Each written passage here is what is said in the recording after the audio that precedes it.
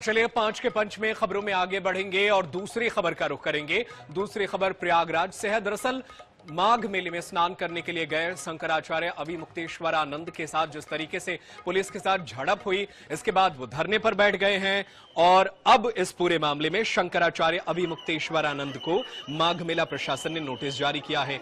मेला प्राधिकरण ने उन्हें 24 घंटे में यह साबित करने को कहा है कि वे ही असली शंकराचार्य हैं।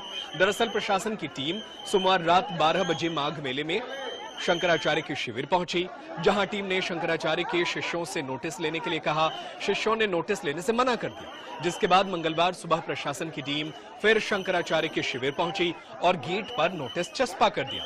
नोटिस मेला प्राधिकरण के उपाध्यक्ष की ओर से जारी किया गया है। दरअसल ज्योतिषमय पीठ में शंकराचार्य की पदवी को लेकर अभिमुक्तेश्वरानंद और वासुदेवानंद के बीच विवाद मामला चल रहा है और ये कोर्ट में विचाराधीन है। इसी बात को आधार बनाकर प्रयागराज माघ मेला प्रशासन ने नोटिस जारी किया है। नोटिस में लिखा गया है कि 24 घंटे में बताएं कि वो खुद को शंकराचार्य कैसे लिख रहे हैं।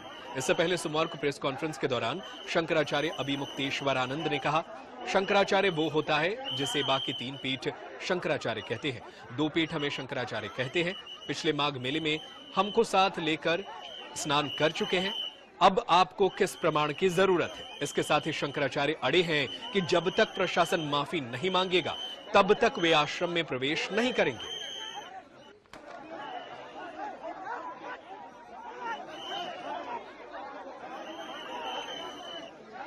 और चलिए इसी खबर पर ज्यादा जानकारी हासिल करते हैं। हमारे साथ हमारे सहयोगी प्रयागराज से सैयद मोहम्मद आमिर फोनलाइन पर जुड़ गए हैं, उनका रुख कर लेते हैं।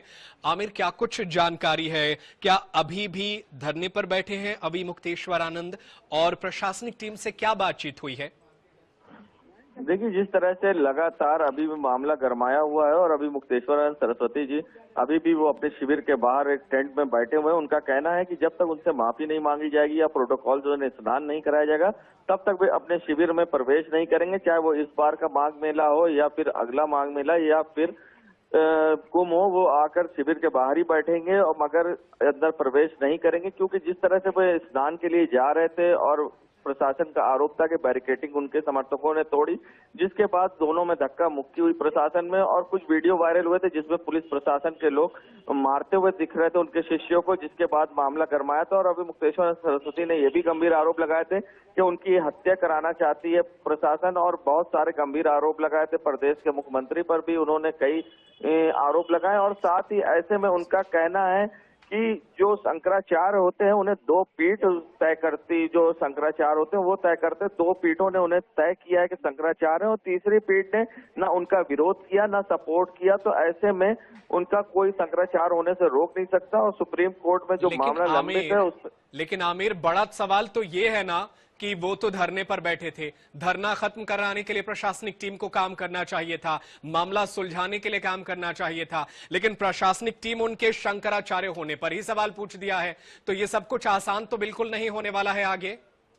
देखिए, कल प्रेस कॉन्फ्रेंस, जैसा कि प्रशासन ने उनकी प्रेस कॉन्फ्रेंस के बाद किया था और जब प्रशासन से मीडिया ने सवाल किया तो प्रशासन के अधिकारी उठकर वापस चले गए थे, मगर जब बवाल होता देखा तो फिर अधिकारी वापस लौटे और उनकी तरफ से माघ मेला अधिकारी जो ऋषिराज थे उनका कहना था कि पहली चीज तो उन पर वैधानिक कार्रवाई की जाएगी और साथ ही जो उनके लेटर है जो शंकराचार्य लिख रहे हैं, हमने किसी शंकराचार्य को शिविर अलॉट नहीं किया है, एक संस्था को किया है। और जिसके बाद ये नोटिस चस्पा हुई है तो एक तरफ प्रशासन भी झुकता नजर नहीं आ रहा है और दूसरी तरफ शंकराचार्य भी अपनी मांग पर अड़े हैं। और उनके जो सुप्रीम कोर्ट के अधिवक्ता थे पीएन मिश्रा, आज वे आए थे और उन्होंने कई दस्तावेज दाखिल करे और सबके सामने पेश किए हैं। और जिस तरह से उनके साथ ये दुर्घटना हुई उसके लिए उन्होंने कोर्ट में भी जाने का बात कही है प्रशासन के खिलाफ। अब अभिमुक्तेश्वरानंद के वकील ने सरकार कोर्ट जाने का भी बात कही है। बिल्कुल, यानी अब पूरे मामले में अब कानूनी लड़ाई लड़ी जाएगी। बहुत शुक्रिया सैयद मोहम्मद आमिर तमाम जानकारी के लिए।